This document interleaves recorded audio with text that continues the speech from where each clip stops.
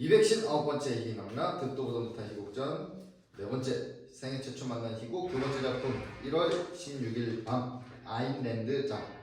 등장인물 히스 판사, 플린트 검사, 스티븐스 변호사, 카렌 안드레, 존 허친스, 호머 벤 플리트, 마그다 스펜슨, 낸시 리 포크너, 존 그레이엄 위필드, 시그드 윤키스트, 거치 리건, 서기, 형무관, 집행관, 배심원들. 때, 현대, 곧 뉴욕의 어느 법정.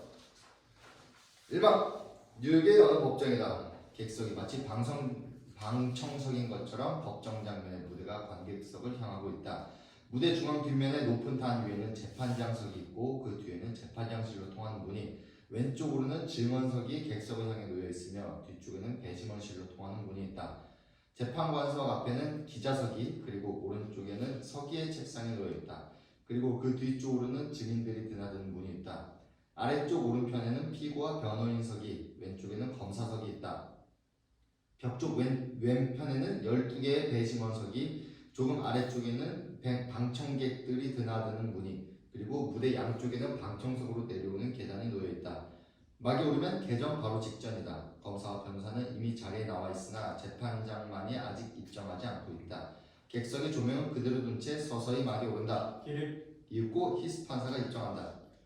뉴욕주 고등법원 제11호 법정 존경하는 윌리엄 히스 판사님을 모시고 본 공판을 개정하겠습니다. 재판장이 자리에 앉자 모두 따라한다. 서기 배심원 명단 호명하세요. 서기 서류를 들고 풀신형 앞으로 걸어 나온다. 방청으로 오신 경애하는 심사숙녀 여러분, 지금부터 여러분들은 모두 본 사건의 배심원이 되는 겁니다. 그러나 관례에 따라 여러분들 중에서 12분만을 모시기로 하겠습니다. 호명을 받으신 분은 본단으로 올라오셔서 자정해 주심과 동시에 재판장님으로부터의 별도 지시를 기다려 주시길 바랍니다. 배심원들을 호명한다. 호명을 받은 사람들은 하나하나 자리에서 일어나 나온다. 그 중에 몇 번씩이나 호명을 해도 대답이 없는 불참자도 있다. 배심원들이 자리를 잡고 앉으면 객석의 조명이 서서히 어두워지기 시작한다. 이어 재판장이 배심원을 향해 조용히 입을 연다. 남녀 배심원 여러분, 이제 여러분들은 사실 심리가 끝난 대로 모두 배심원실로 들어가셔서 투표로 본 사건의 판결을 하게 되십니다. 피고가 과연 유죄냐 무죄냐 하는 것은 여러분들이 결정하시는 것이며, 저기 앉아있는 저 여자의 운명 또한 여러분들의 손 하나하나에 달려있는 것입니다. 그럼 사건의 경위를 검사에게 들으시겠습니다. 지방법원검사 플린트가 자리에서 일어난다. 존경하는 배심원 여러분, 지난 1월 16일쯤 갑자기 공중에서 한 남자가 포커넛 빌딩 아래로 떨어졌습니다. 말할 것도 없이 몸은 사선조각이 나고 뭐가 뭔지 형체를 알아볼 수 없을 만큼 으스러져버리고 말았죠. 얼마 신원이 밝혀졌습니다. 그 사람은 바로 다름 아닌 스웨덴의 세계적인 대기재벌 비온 포커너라는 사람이었습니다. 50층 옥상에 자리 잡고 있는 그의 펜트하우스에서 떨어진 것입니다. 얼마 전까지만 해도 수십억 달러에 거래했지만 먼 발치에서 저놈으로 내려다볼 정도의 사람이었고, 이 거대한 나라를 자기 손바닥 위에 올려놓고 마음대로 좌지우지해 왔던 사람이었습니다.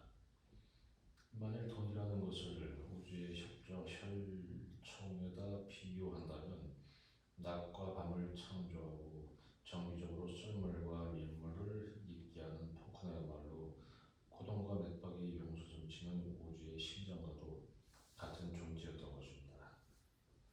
배심원 여러분, 이 거대한 심장의 고동이 멈추게 되자 그 충격으로 말미암아 세계 경제는 침체 일로의 대혼란 속으로 빠져들어가고 있습니다. 수천 명의 자본가들이 세계 도처에서 심장마비를 일으키려 하고 있습니다. 그분의 세계 경제에 대한 위대한 업적과 공헌을 더욱더 높이 평가하고 찬양해줘야 하는 의미에서라도 우리는 사건의 진위를 명확하게 파헤치지 않으면 안 될 것입니다. 포크너에게는 자신의 생과 죽음을 지배하던 두 여자가 있었습니다. 그 두 여자 중에 한 여자, 그 여자가 바로 지금 여기에 출정해 있습니다. 플린트 검사가 카렌을 가리킨다. 포크너 씨의 비서였던 악명 높은 여자 카렌 안드레 씨, 그 여자가 바로 이 여자입니다. 포크너 씨가 차가 먼저 신혼여행을 가면서 미국으로 오게 된 건 불과 6개월 전의 일이었습니다. 과거가 되어버린 유명한 존 그레이엄 위필드 씨에게 온 딸 네슬리 포크너 부인. 아마 포크너 씨는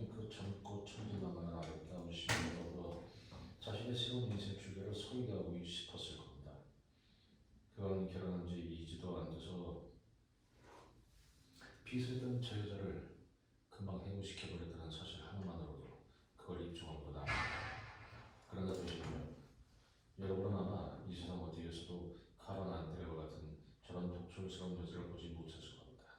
물론 중심과 복수심이 늘 가슴속에 불붙고 있었을 것이라는 건 어느 정도 이해가 가죠.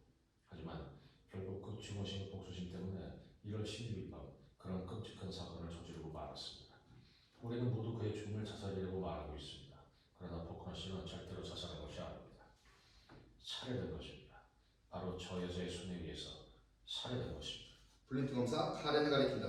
저 손은 포커너를 우주 가장 높은 곳까지 끌어올렸을 손입니다. 위대한 높이만큼의 높이에서 여자의 차가운 마음과도 같이 차디찬 아스팔트 바닥으로 내동댕이 쳐버린 그 손. 그 여자는 바로 그런 손을 가지고 있는 여자입니다. 배심원 여러분, 우리는 지금 바로 그 사실을 증명해 드리려고 하는 것입니다. 잠시 사이. 그럼 존 허친슨을 우리의 첫 번째 증인으로 채택하겠습니다. 존 허친스 자리에서 전화 나온다. 어디가 상스러워 보이는 초라한 모습이다. 주눅이는 탓인지 수줍어하는 기색을 감추지 못하며 연신 손으로 모자를 만지작거리며 들어선다. 마냥 허리를 굽신거리는 모습은 비굴하기 짝이 없어 보이는 행색이다. 증인은 진실만을 말하며 진실이 아닌 것은 절대 진술하지 않겠다는 것을 신 앞에 엄숙히 선언합니까? 예, 이름이 존 조세프 허친스입니다. 직업은 뭐죠? 포크널 빌딩의 야간 경비원으로 일하고 있습니다. 포커너 씨의 사무실도 그 빌딩에 있나요? 네. 펜트하우스로 불러주는 걸 알고 있습니까? 알고 말고요. 포크널 선생이 들렸죠. 거기에 누가 살고 있었죠? 포크널 씨와 안드레 양이 살고 있었죠. 물론 결혼하기 전까지는 말입니다. 그럼 결혼 후에는요? 안드레 양 혼자서 살고 있었죠. 그럼 혹시 결혼 후 포커너 씨가 그 집에 들어가는 걸 본 적이 있었나요? 딱 한 번 있었습니다. 아 그래요? 1월 16일 밤에요. 그날 밤 본 그대로 얘기해 주시죠. 네, 그때가 한 10시 반쯤 됐을 때였어요. 그때 집이라는 건 어떻게 알죠? 제 근무 시간이 10시부터 시작되거든요. 제가 온 지 30분도 채 안 됐을 때니까요. 그때 아래층 출입문에서 벨이 울리더라고요. 안드레 양이었습니다. 포크너 선생하고 같이 오셨더군요. 전 좀 이해하지 않을 수 없었죠. 안드레 양은 개인 열쇠가 있어서 늘 자기가 문을 열고 들어오곤 했는데 그날따라 벨을 누르고 들어오니 말이에요. 그 두 사람뿐이었나요? 아니요, 웬 다른 두 분하고 같이 오셨습니다. 어디서 본 적이 없었던 사람들이란 말이죠. 네, 한 번도. 어떻게 생긴 사람들이었죠? 두 사람 다 훤칠한 키에 좀 호리호리한 편이었어요. 그중 한 사람은 눈이 좀 부리부리한 편이었고 또 한 사람은 눈 위까지 모자를 푹 눌렀었기 때문에 얼굴은 알아볼 수가 없었죠. 좀 못한 얘기 같지만 정말 되게 퍼부었더라고요. 퍼부었다니요? 제대로 서지도 못할 지경으로 술이 아주 곤드레 만드레가 됐단 말입니다. 포크너 선생과 또 다른 남자분 두 분이 그를 부축하고 계시더라고요. 그러다가는 개 끌고 가듯 질질 끌다가 엘리베이터 속에다 처박으시더군요. 그때 포커너 씨는 걱정스러워하지는 않던가요? 웬걸요? 되려 재밌다는데 아주 행복해하는 표정이시던데요. 자살할 사람 같아 보이진 않았다는 말씀이죠. 재판장님, 이의를 제기합니다. 이의를 각하합니다. 다른 한 사람 역시 그렇게 보이던가요? 예, 안드레 씨 역시 웃고 있었고요. 그런 사람은 그 중에 누가 나가는 걸 보지는 못했나요? 봤습니다. 한 15분쯤 후에 그분들 중에 한 분이 나가시더군요. 어떤 사람이요? 술 취한 사람이요. 혼자 엘리베이터를 타고 내려오더라고요. 그때 웬일인지 술이 그렇게 많이 취해 보이진 않았어요. 혼자서 내려올 정도였으니까요. 어느 쪽으로 가던가요? 제가 문 밖에까지 좀 바래다 드릴까 하고 엘리베이터 쪽으로 다가갔더니 제가 다가가는 거 의식했는지 불이 나게 바깥쪽으로 달아나 버렸습니다. 그러더니 출입문 앞 오른쪽에 세워놓은 차로 들어가 버리더라고요. 하지만 모르긴 해도 그렇게 멀리는 못 갔을 겁니다. 경찰한테 잡혔을 거니까요. 뭐 때문이죠? 웬 차 하나가 곧장 그 뒤를 뒤쫓아가는 걸 봤거든요. 순간 카렌 얼굴에 얼어붙었던 침묵이 깨지는 듯 갑자기 생기가 돈다. 카렌 자리에서 벌떡 일어난다. 무슨 차죠? 피고는 조용히 하세요. 히스 판사 재판봉을 친다. 스티븐스는 카렌 양을 앉히는 귀속말로 속삭인다. 그렇게 알고 싶으시면 제가 대신 카렌 씨의 욕심을 충족시켜 드리겠습니다. 저 역시 보고 싶었던 질문이었으니까. 무슨 차였죠? 큼직하게 생긴 검은 세단이었습니다. 그 차의 한 차 건너 옆에 세워두었던 차였죠. 그 차는 누가 타고 있었나요? 그 한 사람밖에 없었던 것 같은데요. 또 다른 한 사람이 나가는 것도 봤나요? 네, 그 사람이 나간 지 한 10분도 안 돼서 엘리베이터에서 내리더라고요. 근데 뭔가 좀 서두르는 것 같았어요. 그러더니 그냥 곧장 나가버렸죠. 그러고 그러고 나서 나서 좀 곧장 미팅하는 순찰하러 갔죠. 그런데 한 시간쯤 지났을까요? 바깥쪽 길에서 갑자기 사람들 비명소리가 들렸어요. 그래서 밖으로 막 뛰어내려가려고 하는데 때마침 안드레스가 엘리베이터 문에 박차고 뛰어내려가더라고요. 갈기갈기 찢긴 가운을 그대로 걸치고는 울부짖듯이 마구 흐느끼면서 말이에요. 나도 뒤쫓아 나가봤죠. 사람들 해치고 다가가 보니 포프노시더군요. 그때 저 여자는 어떻게 하고 주저앉아 통곡하고 있었어요. 잠깐. 안드레아한테는 찾아오는 손님이 많았으리라고 생각되는데 혹시 모르는 손님이 찾아오는 걸 보신 적이 있으신가요? 전혀 없습니다. 알겠습니다. 그리고 나서 어떻게 하셨나요? 그래서 진정도 시킬 겸 우선 그 여자를 엘리베이터에 태워서 펜트하우스로 올라갔죠. 근데 정말 어마어마하게 굉장하더군요. 그때 특별하게 눈에 띄는 거라도 있던가요? 그럼요. 침실에 들어가 보니 침대 위에 가운이 던져져 있더라고요. 레이스가 달린 아주 야들야들한 얇은 천인데 무슨 천으로 만든 건지 모르지만 정말 굉장히 뻑적지근하더군요. 그리고 욕실에 들어가 수도꼭지들을 보니 모두 수정으로 만든 것이었어요. 미친 척하고 수도꼭지를 한번 틀어봤죠. 그랬더니 글쎄 물도 향수물이 아니겠어요. 제가 질문하는 요점을 잘 보고 알고 계시군요. 난 지금 그 집에 비치는 물건들의 값어치가 얼마나 나가는 것들인지 그 물건들의 시세를 물어보이는 게 아니라 포커너 씨의 죽음과 무슨 관련성이라도 있음직한 증거품을 발견한 게 없었냐는 겁니다. 그건 그렇고 같이 있었던 그 두 남자는 누구라고 하던가요? 포크너 씨의 친구 되는 사람들인데 자기도 처음 보는 사람들이었다는 거예요. 그날저녁 나이트클럽에서 만나서 온 거라나요? 한 사람은 이름이 제리 화이트, 또 한 사람은 딕 사운더라는 사람이었다고 하더군요. 알겠습니다. 안드레아의 진술에 의할 것 같으면 그의 자살을 제지시키기 위해서 아주 결사적으로 붙들고 늘어졌었다고 하는데 그럼 저 여자의 옷가지에서 정말로 그랬을 것 같은 흔적이라도 발견됐나요? 옷이 갈기갈기 찢어졌더군요. 한쪽 어깨에 줄이 끊어져서 손으로 한쪽 어깨를 꼭 움켜쥐고 있었습니다. 그걸 보고 어떻게 생각하셨습니까? 꼭 대답을 해야 하나요? 말해 주십시오. 다른 한쪽도 마저 끊어졌으면 했었습니다. 그런 뜻에서 물어보는 게 아니고 그것이 정말 신랑이라 하다가 끊어진 것이라고 생각되셨는지 그걸 말씀해 달라는 겁니다. 예. 그런 것 같아 보이더군요. 그런데 왜 목욕탕에 들어가서 샤워 꼭지까지 틀어보셨죠? 들리는 소문에 푹푸들한 사람은 물 대신 술로 목욕을 한다기에 정말인가 싶어 한번 미친 척 들어본 거죠. 뜬 소문을 그대로 믿을 필요는 없는 거겠죠. 어쨌든 알겠습니다. 허치스 자리에서 일어나 나간다. 호머맨 플리트 씨? 호머벤 플리트 호모맨 플린트의 모습이 나타난다. 그렇게 젊은 편은 아니지만 키가 훤칠한 것이 아주 깐깐하게 생겨 보인다. 단정하고 스마트한 복장에 비해 야해 보이진 않는다. 어쨌든 사무적이고 냉철해 보이는 인상이다. 그대는 진실만을 말하며 진실이 아닌 것은 절대 진술하지 않겠다는 것을 신 앞에 엄숙히 서약하겠는가? 네, 성함이 어떻게 되시죠? 호모 하머트 벤 플리트라고 합니다. 그리고 직업은 흥신소 요원입니다. 가장 최근에 청탁받으신 사건은 포크너 씨를 미행하는 일이었습니다. 누구한테서 그런 청탁을 받으셨죠? 포크너 씨의 부인으로부터요? 법정안이 약간 술렁이다. 그럼 1월 16일 밤에도 포커너 씨를 미행하셨었나요?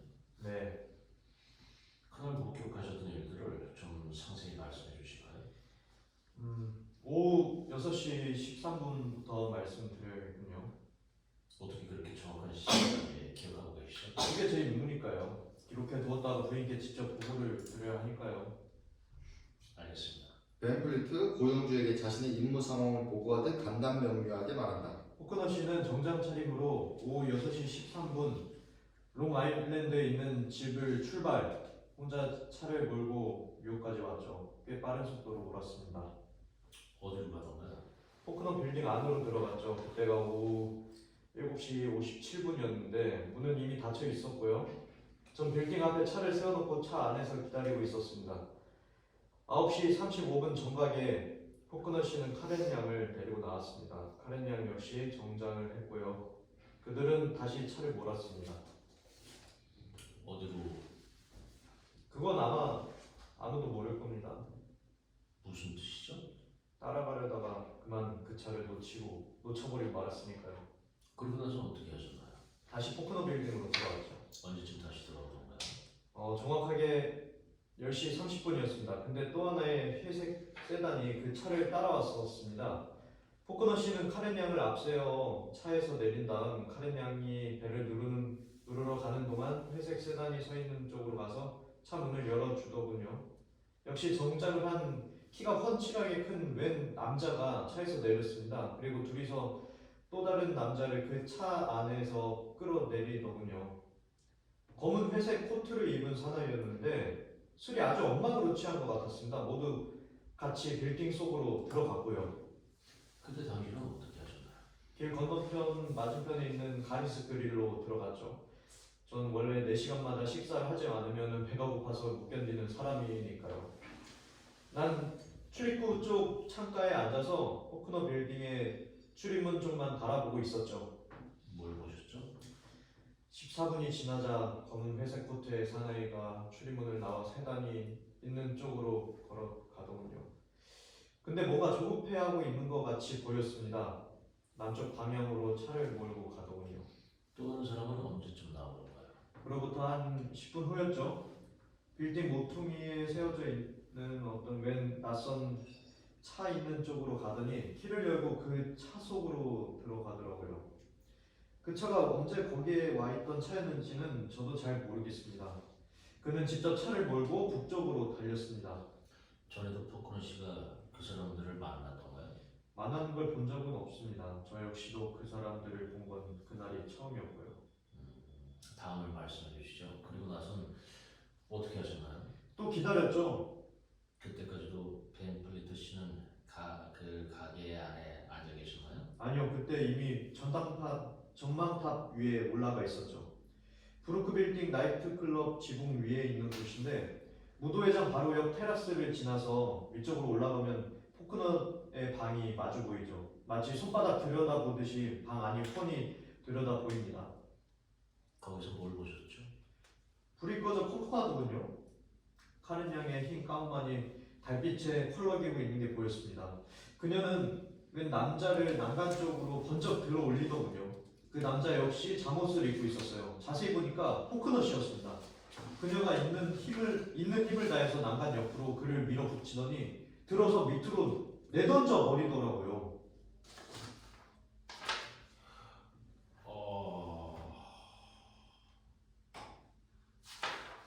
그래서요? 전 소리를 지르면서 무도회장으로 뛰어내려왔죠. 사람들은 내 뒤를 따라서 포크너 빌딩 아래로 모여들었습니다. 좋습니다. 스티븐스 자리에서 서서히 일어선다. 그리고는 벤 플리트의 얼굴이 뚫어져라 응시하면서 천천히 그의 앞으로 다가간다. 벤 프리트 씨, 부인으로부터는 언제 그런 청탁을 받으셨죠? 지난 10월 13일이었습니다. 두 사람이 결혼식을 언제 올렸는지 알고 계신가요? 10월 12일이었죠. 그러니까 결혼식 바로 그 다음 날 부인으로부터 남편의 뒤를 미행해달라는 청탁을 받으셨다는 말씀이시죠? 그렇습니다. 남편의 어떤 점을 중점적으로 조사해달라고 하던가요?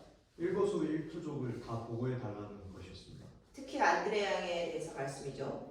그 여자에 대해서라고 그렇게 꼭 오빠가 말하진 않았었습니다. 포크너 씨는 결혼 후에도 안드레 양을 만나던가요? 네, 자주 만났습니다. 낮에도 말씀인가요? 네, 부인한테 그런 것까지 낱낱이 다 보고를 하셨습니까? 물론이죠. 그때 부인의 반응은 어떻던가요? 여자라서 그런지 전혀 내색을 안 합니다. 고민하는 것 같진 않던가요? 그런 것 같진 않았습니다. 벤 플리트 약간 어색해진 듯한 표정입니다. 전망탑에 올라가셨던 시각이 정확히 몇 시 몇 분이었습니까? 11시 32분이었습니다. 포크너 빌딩에서 거기까지 몇 분 걸리죠? 3분 걸립니다. 전망탑까지 오셨을 때는 몇 시였나요? 11시 57분이었습니다. 그럼 거기까지 올라가시는데 25분이 걸렸단 말씀이신데 그 나머지 시간 동안은 뭘 하셨나요? 거긴 춤을 추는 영업소입니다. 그렇다고 제가 거기서 춤을 출 수도 없는 노릇이고 해서 술을 두어 잔 들었죠. 혹시 취했던 게 아니냐고 묻지 말아 주십시오. 전 아직 그렇게 묻진 않았습니다. 그러나 여자의 힘으로 그렇게 남자를 들어올린다는 건 불가능한 일일 텐데요. 묘하다는 건 바로 그런 걸 두고 하는 말이겠죠. 가령 제가 어떤 남자하고 싸움을 하게 됐다 하더라도 전 결코 그 남자한테 그렇게 쉽사리 번쩍 들려지지는 않을 겁니다. 그런 의미에선 저 역시도 정말 묘한 광경이었다고 말씀드리고 싶습니다. 법정에 출두하시기 전 부인께서 무슨 귀띔이라도 해주시던가요? 아무런 귀띔도 받지 못했습니다. 부친 되시는 분이 캘리포니아로 데려가셨기 때문에 지금은 이곳에 계시지 않으니까요. 그럼 벤 플리트 씨, 포크너 씨의 죽음이 자살이라고 인정되는 편인 그의 부인에게는 뭔가 더 유리한 결과를 가져오게 되는 것 같은 인상을 받으신 적은 없으신가요? 이의를 신청합니다. 이의를 각하합니다. 그렇게 빙빙 돌려서 말씀하시는 것도 법에 저촉되는 것일 텐데요. 전 돌려서 말씀드리진 않았습니다. 알겠습니다. 벤플리트 퇴장한다. 마그다 스펜슨. 마그다 스펜스 마그다 나온다. 마그다 나온다. 마그다 스펜슨. 그대는 진실만을 말하며 진실이 아닌 것은 절대 진술하지 않겠다는 것을 신 앞에 엄숙히 서약하겠는가? 맹세합니다. 마그다 성경을 꺼내 그 위에다 정중하게 입을 맞춘다. 그리고는 엄숙한 표정으로 자기 나름의 종교의식을 행한다. 이름이 어떻게 되시죠? 알고 계실 텐데요. 여기까지 불러내셨으면. 그렇게 대들지 말고 이런 말에 대답하네요. 이름이 뭐죠? 마그다 스벤슨이요. 지금 가성고요. 누가 당신을 가정부로 채용한 거죠? 비온 포크너 도련님께서요. 그전에는 그분이 부친 되시는 분이 집에 있었고요. 가정부로 일하신 건 얼마나 되셨나요? 38년 됐어요. 그래서 돌아가신 분에 대해서는 속속들이 다 알고 있죠. 포크로 씨가 당신한테 주로 맡기신 일은 뭐죠? 펜트하우스를 관리하는 일이죠. 1년에 한두 번씩은 돌려시니까요. 어쨌든 저 여자가 날 채용한 게 아니라는 것만은 똑똑히 알아두세요. 마그다 질무에 찬 얼굴로 카렌 쪽을 가리킨다. 그의 표정엔 조금도 가식 있어 보이지 않는다. 그런데 미세스... 전 미세스가 아니라 미스예요. 실례했습니다. 스네스냐, 혹시 포크로 씨와 안드레 양과의 관계에 대해서 알고 계신 걸로 있나요? 나처럼 고상한 여자는 그런 지저분한 일 같은 건 눈이 있어도 보지 않는 법이에요. 어쨌든 살다 보니 세상에 뭔 별의별 철면피도 다 있더라고요. 말씀해 보시죠. 저 여자를 처음 보는 날부터 얘기를 해볼까요? 그날 저 여자는 포크너 도련님하고 한입을 속에서 자고 있었어요. 원래 남자는 책상머리와 침대의 한계는 엄격하게 구별할 줄 알아야 하는 법인데 솔직히 말해서 도련님은 그런 데에 대해서는 영 그렇지가 못하신 분이셨죠. 어쨌든 저 여자 좀 앙큼한 데가 있는 여자죠. 또 어떤 땐 대낮에도 사무실 문을 꼭꼭 잠가놓고는 문만 잠가놓으면 철압이 났죠. 아주 들창에 셔츠까지 내려놓거든요. 그뿐인 줄 아세요? 들창 옆에다 팬티 같은 걸 벗어서 질비하게 팽개쳐 놓는 건 또 어떻고요? 재판장님, 이의를 제기합니다. 이건 증언이 아니라 인신공격입니다. 이스판사 판사봉을 두드린다.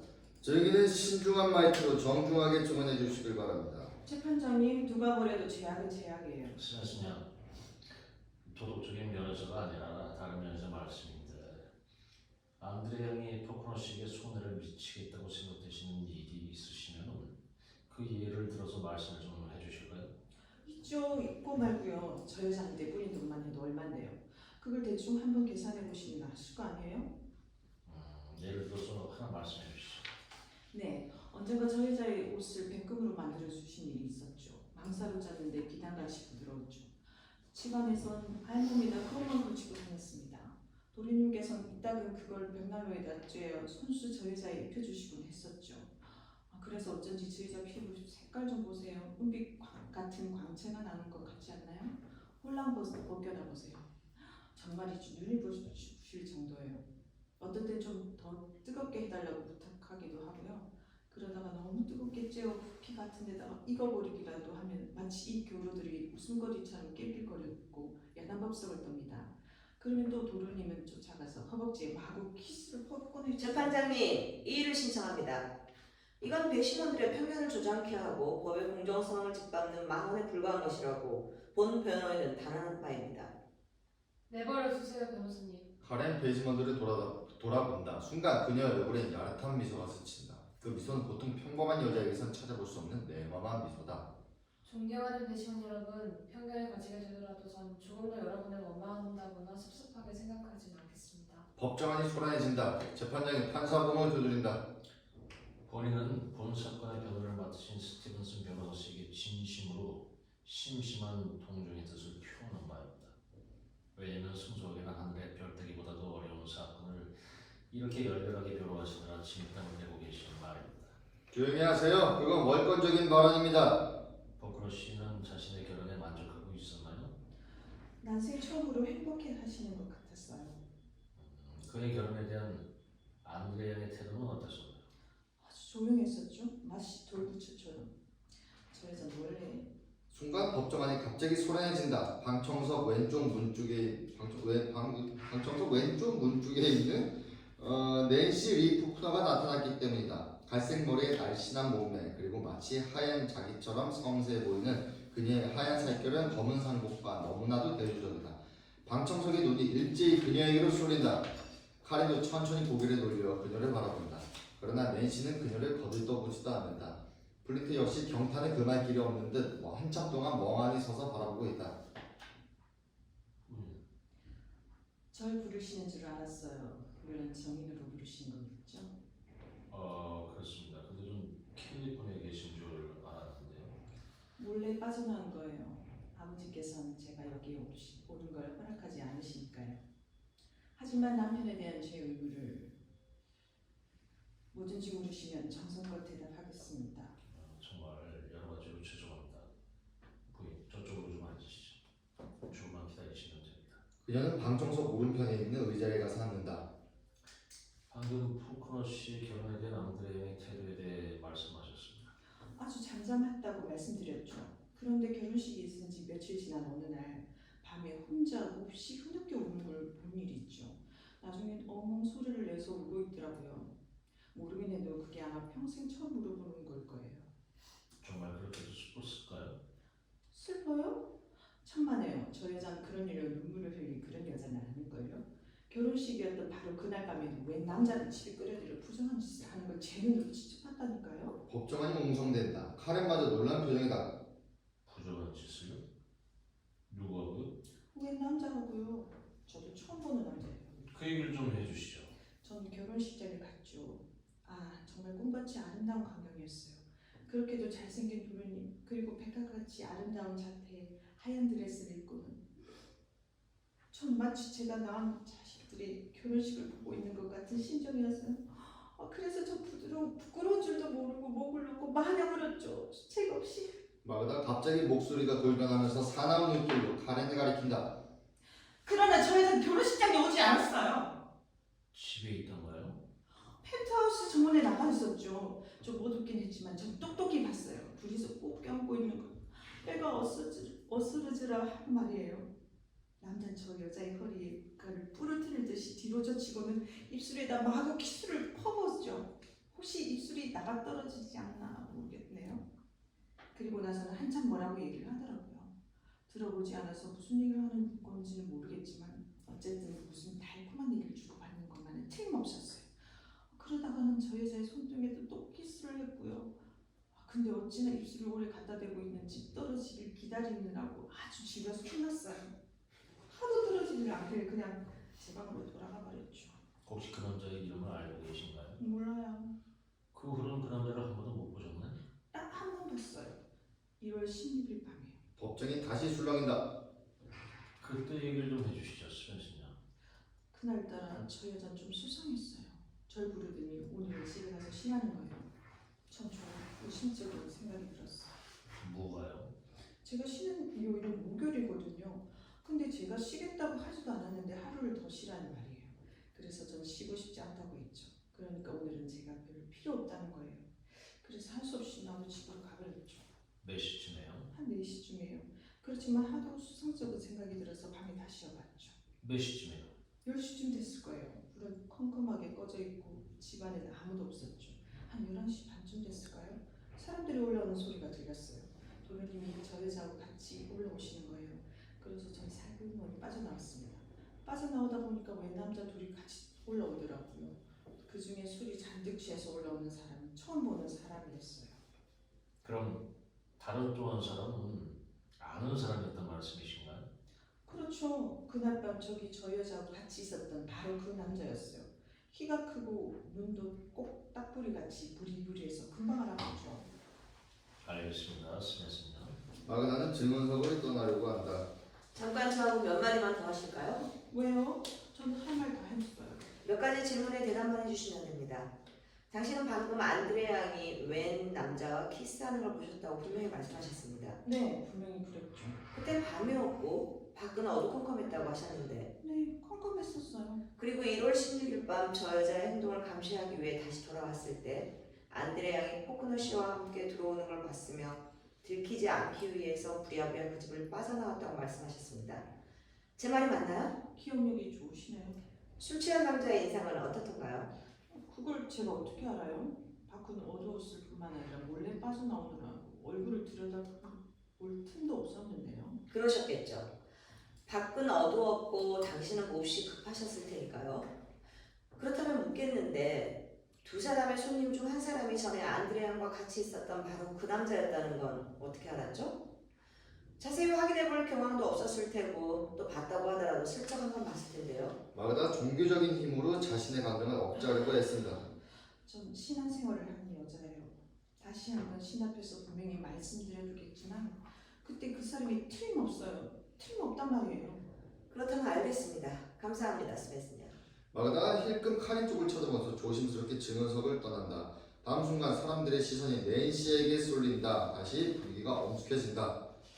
부인, 나오십시오, 부인. 낸시 일어나 천천히 증언석 쪽으로 걸어 나온다. 조용하고 담담한 표정이지만 그녀에게 안겨진 시련의 고통을 이겨내려고 애쓰는 모습이 역력하다.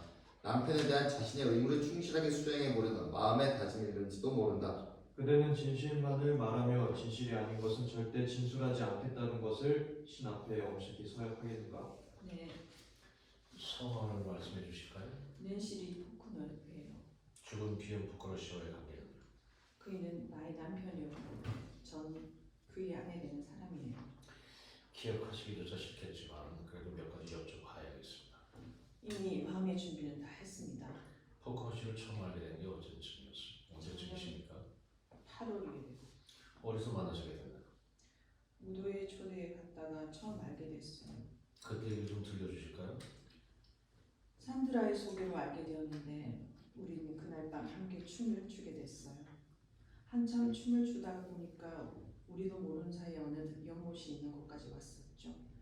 적막한 어둠 속에 푸른 단일강의 왈츠 소리만이 은은히 들려올 뿐 주위엔 아무도 없었어요. 그이는 제 어깨에다 손을 얹었어요. 전 얼굴이 화끈거렸어요. 제가 어쩔 줄 모르고 있는 걸 보자 웃으면서 정중하게 사과를 하더군요. 그리고 나선 사람들이 있는 무도회장으로 절 다시 데리고 갔어요. 우린 그날 밤 서로 아무 말도 없이 헤어졌지만 그 침묵의 뜻이 무엇인지를 이미 알고 있었죠. 그 외에도 자주 만나셨나요? 네, 그날까지는 거의 매일 찾아오시곤 했으니까요. 낸시 약간 목이 메인다. 그날까지라니요? 저한테 청혼했던 그날까지요. 그날 얘기 좀 해주시겠습니까? 그날 우린 드라이브를 나갔어요. 차는 제가 몰았죠. 전 다시 어린애로 돌아가는 것 같은 기분이었죠. 전 낸시 목소리가 떨리기 시작한다. 괴로움을 참으려는 듯 말을 잇지 못한다. 이윽고 미안하다는 듯 억지로 미소를 지어 보이며 미안해요. 전 어느 낯선 시골굴 옆에 차를 세워놓고는 그에게 이렇게 말했어요. 난 당신을 납치해 왔어요. 다시 놓아드리지 않을 거예요. 그러자 그의 내 손을 덥석 잡더니 우린 이제 더 이상 자신을 속일 필요가 없겠지? 낸시, 난 당신을 사랑해. 낸시 손수건으로 얼굴을 가리니 흐릿낀다. 부인, 내일 다시 속대하기로 하고 오늘은 그만둬요. 아니, 괜찮아요. 그게 불쌍한 그 일을 처음 알게 된 전 그 일을 진심으로 사랑했어요. 결혼 후에는 어디에 계셨었나요? 롱아일랜드에 살림을 차렸죠. 뉴욕에 있는 펜트하우스를 포기하다시피 내버려뒀고요. 포크너 씨는 안드레아와의 관계를 부인한테 고백하던가요? 아니요. 하지만 고백한 거나 다름없는 건지도 모르죠. 결혼한 지 2주쯤 지났을 무렵 나한테 이렇게 말을 하더군요. 여보, 나 당신을 알기 전에 동거하던 여자가 있었어 라고 말해요. 그래서 전 이렇게 말했죠. 들으면 더 괴로워요. 이야기하기가 쑥스러우시면 더 이상 얘기 안 하셔도 좋아요 라고. 그런데도 얘기를 하던가요? 카렌이라는 여자야말로 제약의 상징이라고 하면서 하루빨리 그 여자를 해고시켜버리겠다고 하셨어요. 그때 부인께서 뭐라고 하셨나요? 그렇게 잔인하게 해고시켜버리는 것보다는 다른 곳에 취직을 시켜주는 게 어떻겠냐고 했죠. 그랬더니 다달이 생활비를 지급해주기로 했는데 이젠 얼굴 보는 것도 싫어졌다고 했어요. 그럼 안드레아를 해고시킨 건 전혀 자기에 의한 것이었나요? 네, 맞아요. 결혼 후에 자금 사정은 어땠나요? 전 사업에 관해서는 문외한이에요. 하지만 저희 아버지께서 그에게 상당한 액수의 자산을 발산해 주신 건 알고 있죠. 얼마인지 정확한 액수는 모르겠지만 어쨌든 아주 거대한 액수였어요. 그럼 부인, 포크너 씨가 자살을 해야 할 만한 무슨 특별한 이유 같은 거라도 있었다고 생각되시면 좀 말씀해 주시죠. 전혀 그럴 만한 이유라고는 없었어요. 그럼 장래에 대한 자신의 계획 같은 걸 부인한테 얘기한 적은 있었나요? 우린 가끔 둘이서 미래에 대한 꿈을 설계하곤 했어요. 그분이 죽기 바로 전날까지도 교회에다가 아담한 집을 한 채 짓고 정원에 꽃밭을 만들어서 두 식구가 행복하게 살아갈 그러면 아기도 가지게 될 거고. 포크너 씨는 1월 16일에 뭘 하셨나요? 늘 그랬듯이 사업차 시내에 나가 있었어요. 오후 늦게 들어와서 밤에 뉴욕에서 연애가 있다며 꼭 참석해야 한다고 하더라고요. 집에선 식사도 안 하고 나갔죠. 6시쯤에 무슨 연애라고 하던가요? 거기에 대해서는 얘기 안 했어요. 저도 물어보지 않았고요. 원래 그분의 사업에 대해서는 절대 간섭하지 않겠다는 게 제 생각이었으니까요. 그날 나가실 때 무슨 이상한 기미 같은 건 없던가요? 전혀 없었어요. 되도록 일찍 돌아오겠다고 하면서 제 볼에 키스를 해줬어요. 전 그분의 차가 멀리 사라질 때까지 문 앞에서 서서 바라보고 있었어요. 그는 먼지 속으로 사라져가면서 저를 향해 차창 밖으로 손을 흔들어 보였죠. 난 행복감에 젖어 한참 동안이나 멍하니 서 있었고 마치 달콤한 녹과를 들으면서 사랑을 꿈꾸고 있는 천진난만한 소녀처럼 말이에요. 낸시 얼굴에 감싸지며 흐느껴 온다. 스티븐스 자리에서 일어난다. 재판장님, 증인의 마지막 진술 부분은 속기록에서 삭제해 주시기 바랍니다. 마지막 부분은 속기록에서 삭제합니다. 감사합니다. 이제 돌아가셔도 괜찮습니다. 부인, 몇 가지 물어봐도 괜찮겠습니까? 낸시 눈물로 얼룩진 얼굴을 들며 뭐든지 물어보세요. 아까 사랑의 추억을 얘기하실 때 사랑을 꿈꾸는 천진난만한 소녀처럼이라는 표현을 쓰셨는데요. 그러니까 두 분의 사랑이야말로 신뢰를 바탕으로 한 아름답고 고결한 사랑이었다. 그런 말씀이시죠? 네, 그럼 왜 흥신소 요원까지 동원해서 남편을 감시하셨죠? 그거 저 남편을 감시하기 위해서 흥신소 요원을 채용했던 건 아니에요. 그럼 뭐 때문이었나요? 당신들도 알다시피 얼마 전 거저주 이건이라는 갱단들한테 생명의 위협을 당했던 적이 있었어요. 그런데도 그이는 경호원을 채용하자고 하면 극구 반대를 했었거든요. 그래서 그이 몰래 벤 폴리트 씨를 채용했던 거예요. 그렇게 멀리서 따라다니기만 한다고 후신이 될까요? 전 오히려 그렇게 하는 게 더 효과적일 거라고 생각했죠. 누군가가 늘 뒤에 따라오고 다니고 있다는 사실을 알게 되면 그렇게 쉽사리 습격을 하지 못할 테니까요. 포크너 씨 한 분만을 감시하는 게 목적이셨나요? 네, 카렌 양까지 감시하기 위해서가 아니었고요. 스티븐스 씨 그렇게 의심한다는 건 절 모욕하시는 겁니다. 전 그런 의미에서 말씀드리는 건 아닙니다. 그럼 부인, 한 가지만 더 묻겠습니다. 포크너 씨는 부인을 진실로 사랑했었나요? 그분은 저한테 성실한 남편이었어요. 그럼 알겠습니다, 부인. 아니에요. 그런 대답으로 충분치 않아요. 사람들의 시선이 그녀에게로 쏠린다. 변호사님, 한 가지만 더 물어봐 주세요. 뭘 말씀이십니까? 저 여자가 진실로 그 일을 사랑했었는지 말이에요. 낸시 원숙한 여자의 자세로 뚫어질 듯 그녀 얼굴을 쏘아본다. 그래요. 난 그 일을 진심으로 사랑했어요. 아무리 죽어서 돌아오지 못할 사람이라고 어떻게 그런 식으로 얘기를 하죠? 어떻게 그렇게 태연하게 앉아서 거짓말을 할 수가 있느냐 말이에요. 판사가 요란스럽게 판사봉을 두드린다. 순간 참을 수 없다는 듯 자리에서 벌떡 일어난 낸시. 제 남편을 죽인 저를 살인자한테 내가 왜 심을 받아야 하죠? 낸시 헐썩 주저앉아 울음을 터뜨린다. 그렇듯 그녀에게로 다가가서 부축한다. 본 공판은 내일 10시까지 휴정합니다. 재판장이 퇴정하자 모두들 일어난다. 낸시는 플린트의 부축을 받으며 증인석을 내려온다. 매섭게 카렌의 얼굴을 쏘아보며 지나가는 낸시. 카렌은 퇴정하는 그녀의 뒤를 향해 절규하듯 울부짖는다. 순간 흠칫 발길을 멈추고 의아한 표정으로 카렌을 바라보고 서 있는 사람들의 시선과 시선. 거짓말이에요. 거짓말이에요. 우리 두 사람 중 누군가가 거짓말을 하고 있는 거예요. 니마! 같은 장면, 피구석에 앉아있는 카렌은 그 어느 때보다도 당당해 보인다. 막이 오르면 윌필드가 증언석에 앉아있다. 네, 국립은행의 은행장으로 있습니다. 죽은 포커 씨와의 관계는요? 그의 장인되는 사람입니다. 그가 죽을 당시 자금 사정은 어땠었는지 말씀해 주시겠습니까?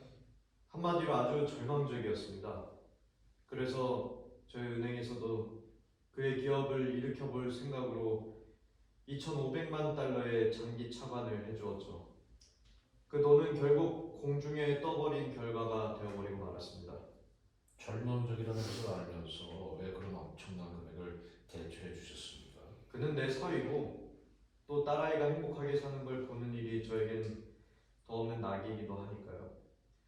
그리고 전문적인 분야라서 이 자리에서 뭐라고 한마디로 설명드리기는 어렵지만 경제인의 안목으로 봐서는 그렇게 하는 것이 다가올 경제적 위기를 방지할 수 있고 또 그를 살릴 수 있는 유일한 길이 될 것이라는 나름대로의 확신을 갖고 있었기 때문이었습니다.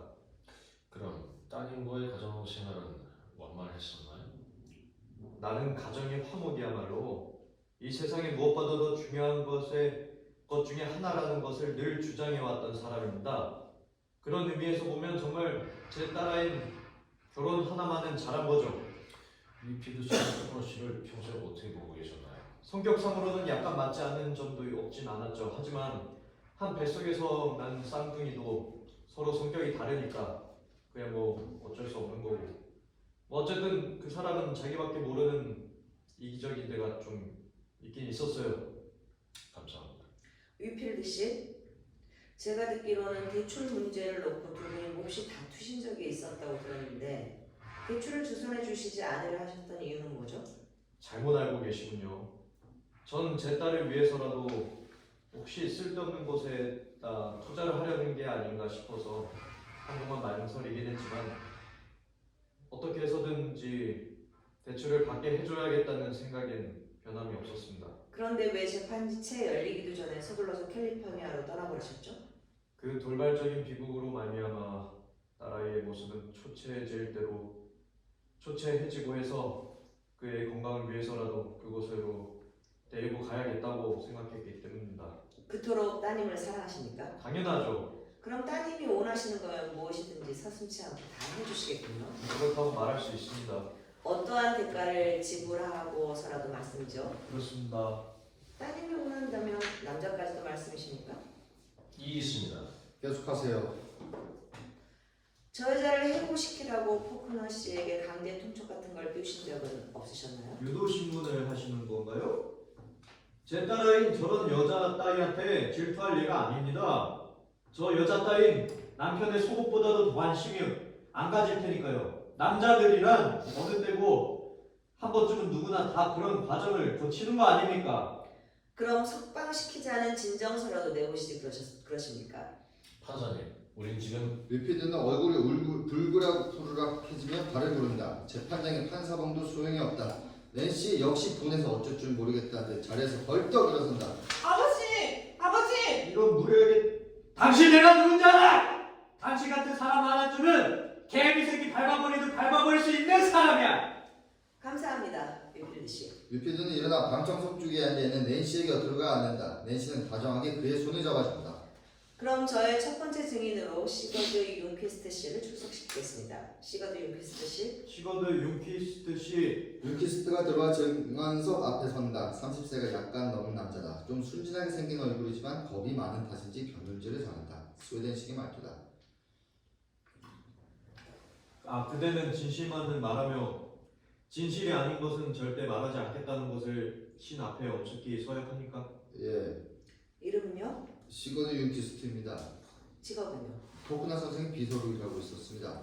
언제부터요? 지난 11월부터죠. 안드레 양의 해프엔부터 그 전에는 무슨 직책이었나요? 장부관리원이었습니다. 얼마 동안이었나요? 8년 동안 했습니다. 안드레 양이 순순히 사무인계를 하던가요? 네. 언짢아하거나 화를 내지 않았나요? 아니요, 전혀 그런 기색이라고는 없었습니다. 해고시킬 때 포크너 씨와 둘이서 싸우진 않았습니까? 포크너 씨와 안드레 양은 절대로 싸우지 않았습니다. 거울 속에 비친 당신의 얼굴에다 대고 화를 내고 싸우지는 않는 것처럼 말이죠. 혹시 포크너 씨와 유필드 씨가 단둘이 회담할 때 그 그들과 자리를 같이 해보신 적이 있으신가요? 그런 적은 없지만 위피드 씨가 그의 사무실에 드나드는 건 여러 번 본 적이 있죠. 그런데 위피드 씨는 포크너 씨를 좋아하지는 않았습니다. 뭘 보고 그렇게 생각하셨죠? 어느 날 포크너 씨가 작은 문제로 고민을 하면서 정말 자살이라도 하고 싶은 심정이라고 하자 위피드 씨는 그의 얼굴을 빤히 쳐다보면서 하고 싶으면 하지 그래? 어쩌면 그게 최선의 방법인지도 모를 테니까 하며 불난집에 부채질하는 약을 올리더군요. 존경하는 재판장님, 허락하신다면 지금 여기 가져온 이 쪽지를 읽어드리겠습니다. 아까 누군가가 제 사무실로 전화를 했었습니다. 제가 그 청탁을 거절하자 사람을 시켜 지금 여기 쪽지를 전해왔군요. 제가 그리로 갈 때까지 카렌 양을 증언석에 앉히지 말아주십시오. 발신인의 이름은 밝히지 않았습니다. 이때 꽝 하며 의자가 쓰러지는 소리가 난다. 모두 카렌에 앉아있던 쪽으로 시선이 쏠린다. 충혈의 눈으로 자리에서 일어난 카렌, 이미 자세가 흐트러져 있다. 저를 저 증언석에 앉게 해주세요. 카렌 초점을 감추지 못하며 다시 자리에 앉는다. 피고는 공판 진행을 방해하지 말아주시기 바랍니다. 1월 16일 밤에는 어디 계셨죠? 피팅 사무실에서 일을 하고 있었죠. 밤늦게까지 일을 하는 때도 많으니까요. 카렌이 일어나 증언석 쪽으로 가려고 한다. 제가 왜 그렇게 서두르시죠? 뒤에서 누가 쫓아오나요? 카렌은 아무 말 못하고 다시 주저앉는다. 윤캐스트 씨, 당신이 8년 동안이나 그곳에 근무하셨다니까 말인데, 그럼 포크너 씨가 그 어마어마한 사기 범죄를 저지르고 있었다는 사실을 알고 있었나요? 전혀 몰랐습니다. 몰랐어요. 그럼 뒤에서 그를 뒷받침하고 있는 강력한 재정적인 후원자가 있었다는 사실도요? 예, 그것도 몰랐습니다. 그분은 원래 남한테 신세지는 걸 좋아하지 않는 분이니까요. 그분의 그런 성격을 나쁘다고는 생각하지 않습니다. 그런 것까지 어떻게 아시죠? 제가 모시고 있던 포크너 씨기 때문에 알죠. 보안이 그분을 위해서라면 물건을 가지지 않으실 거라고. 솔직히 말해서 그렇습니다. 그러면 안드레 양에 대해서는? 재판장님, 이의를 제기합니다. 계속하세요. 저는 거짓말을 하진 않습니다. 하지만 만약 누가 나한테 당신이 왜 진실을 말하겠냐 아니면 포크너 씨를 왜 거짓말을 하겠냐고 한다면 저는 서슴지 않고 거짓말하는 쪽을 택하겠습니다. 더욱더 존경심을 일으키게 하시는군요. 어쨌든 알겠습니다. 윙키스트 나간다. 카렌 안드레아, 카렌 조용히 일어선다. 침착하려고 애쓰는 태도다. 마치 교수들을 향해 걸어가는 여왕처럼 천천히 증언석 쪽을 향해 걸어간다. 석이 그녀를 제지한다. 그대는 진실만을 말하며 진실이 아닌 것은 절대 진술하지 않겠다는 것을 신 앞에 엄숙히 서약합니까? 그런 건 전 필요 없어요. 전 무신론자니까요. 증인으로 확답을 하세요. 네, 이름, 카렌 안드레입니다. 최근의 직업은요? 비온 포크너 씨의 기사였습니다. 얼마 동안 계셨죠? 10년 동안요. 포크너 씨를 처음 알게 된 동기를 말씀해 주시겠습니까? 속기사 모집 광고에 응모를 했었습니다. 스톡홀름 거리에 있는 어느 구석진 뒷골목에 위치해 있는 그의 사무실에서 처음 봤어요. 거기가 저의 첫 번째 직장이었고 그에게도 첫 번째 사무실이었죠. 처음 만나서 어떻게 하던가요? 아무 말 없이 저를 내려다보고만 서 있었어요. 원래 그가 말없이 누구를 쳐다보고 있을 땐 입 언저리가 꼭 상대방을 깔보는 것 같이 보이는 게 그 사람 특징이죠. 그가 빤히 쳐다보고 있을 땐 누구라도 어색해서 어쩔 줄 몰라 합니다. 저 역시도 그땐 무릎을 꿇어야 하는 건지 뺨이라도 한 대 후려쳐야 하는 건지 한참 망설이고 있었죠. 결국 전 두 가지 다 못했지만요. 그래, 뭐라고 하면서 채용하던가요? 처음엔 너무 어려서 안 되겠다고 하더니 한참 만에 무슨 생각이 들었는지 서류 뭉치를 하나 내 앞으로 휙 던져주고는 빨리 가서 일을 시작하라고 하더군요. 그날 하루 종일 일을 하셨나요? 네, 그는 빨리 해놓으라고 막 재촉을 했었어요. 그러면서도 나한텐 한마디 말할 기회도 안 줬죠. 그런데 한 가지 이상한 건 줄곧 저한테서 시선을 떼지 않았다는 겁니다. 언제 그한테 처음으로? 스티븐스 변호사 차 말을 못한다. 언제 처음으로 그 사람이랑 잤냐는 말이죠. 취직하던 바로 그날이요. 어떻게 해서? 그날 근무를 마치고 그 사람한테 그만두겠다고 했죠.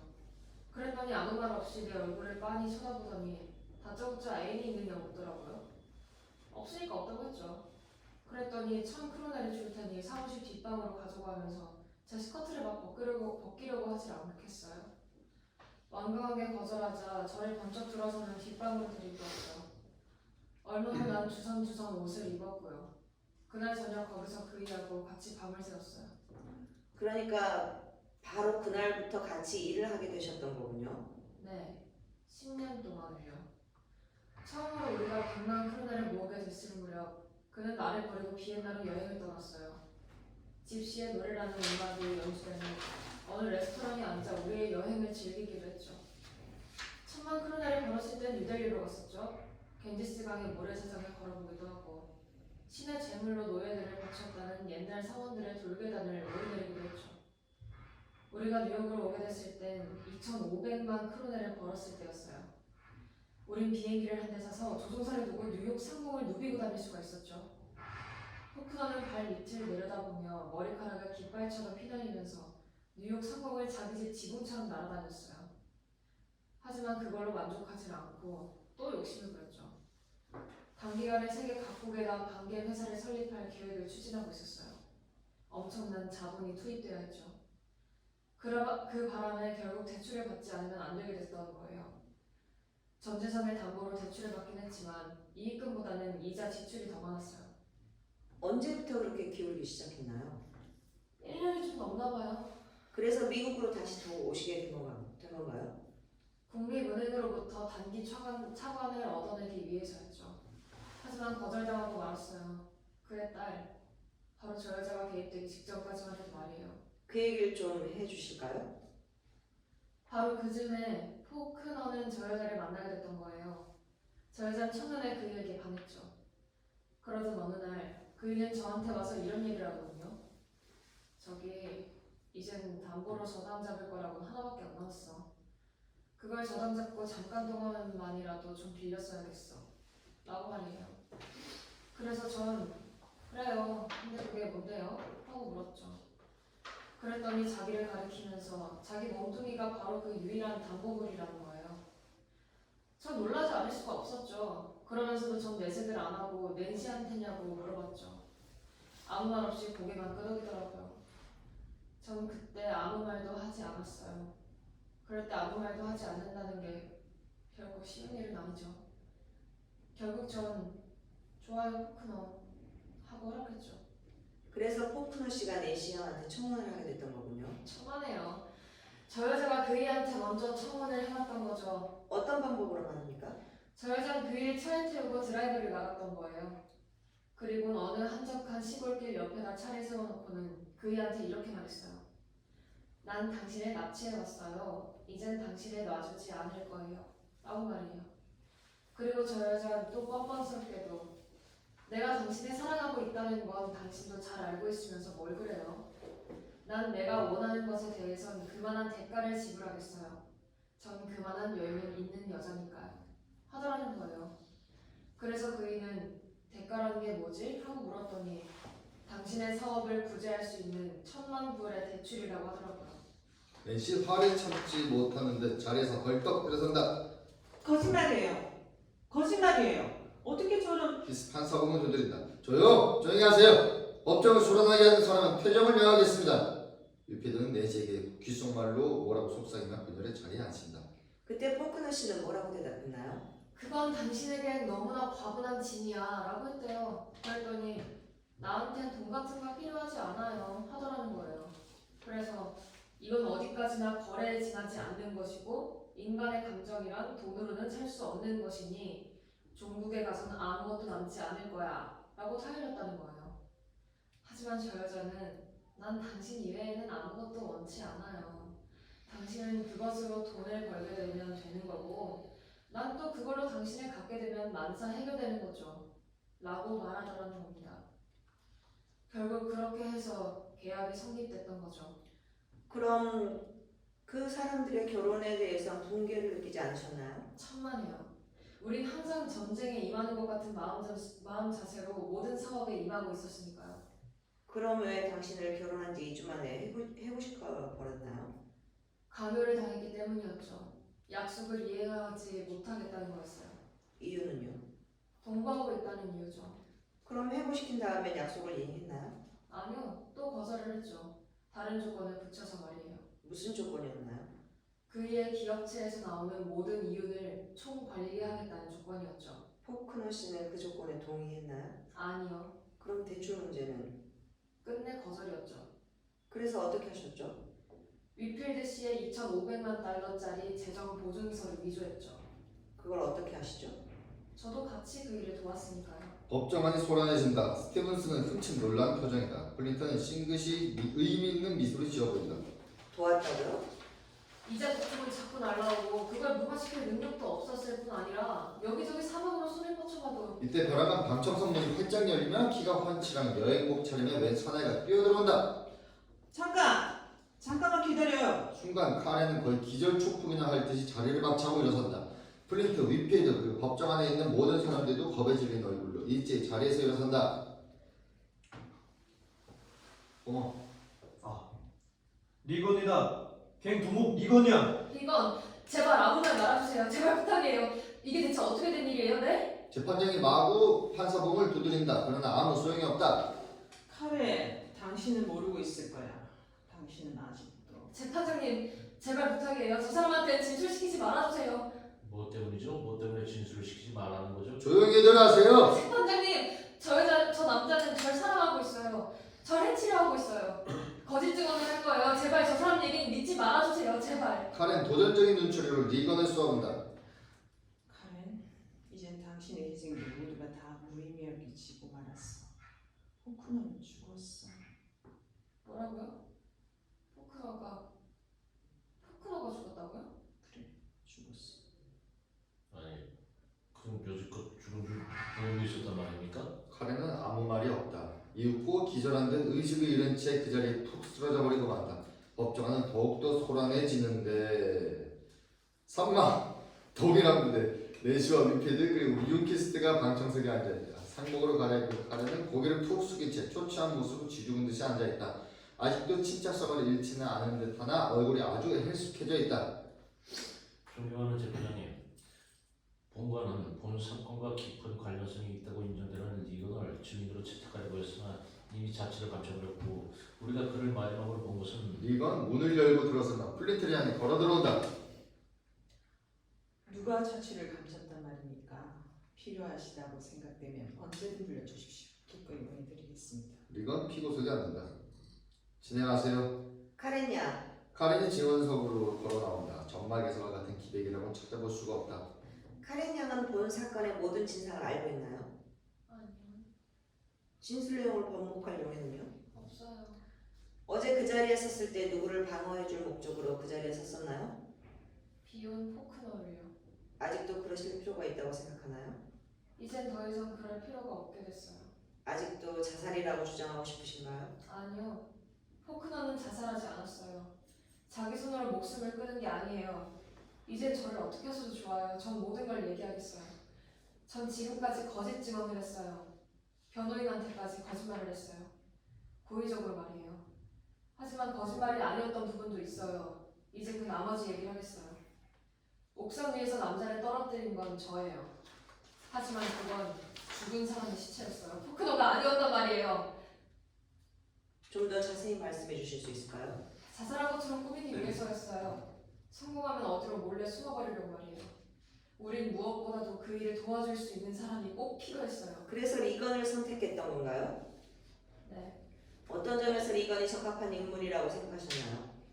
그는 저한테 연정을 품고 있었으니까요. 그런데도 돕겠다고 나서던가요? 그러니까 더욱 적극적이었는지도 모르죠. 어떤 계획이었나요?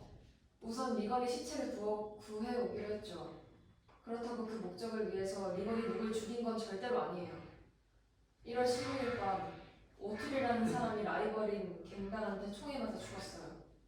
신문에서 보신 것처럼 범인은 잡혔고 범행 일체를 자백했으니 리건이 죽인 건 아니라는 걸 세상 강조할 필요조차도 없는 거겠죠. 어쨌든 시체를 훔친 것은 리건이었어요. 리건의 임무는 그것뿐이었나요? 아니요.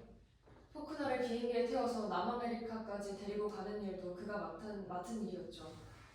포크너는 비행기를 조종할 줄을 몰랐고 리건은 할 줄 아는 사람이었으니까요. 1월 16일 포크너는 부에노스아이레스에 있는 모 은행에다 레버 헤딘이란 이름으로 미리 송금을 해놨죠.